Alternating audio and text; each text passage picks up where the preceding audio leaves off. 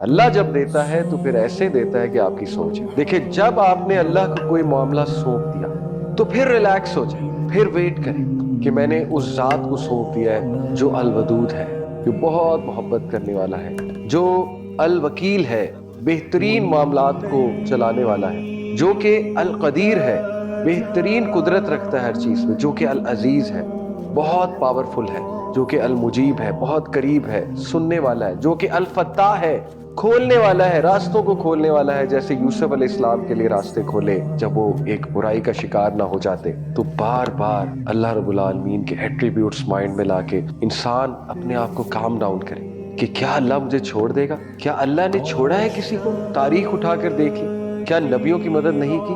کیا اپنے بندوں کی مدد نہیں کی؟ تو یہ چیزیں ہم بھول جاتے ہیں, اور جب ہم بھول جاتے ہیں پھر ہم پریشان ہوتے ہیں, جب ہم پریشان ہوتے ہیں تو شیطان حاوی ہوتا ہے. تو اللہ کے بارے میں کبھی نیگیٹو نہ ہو.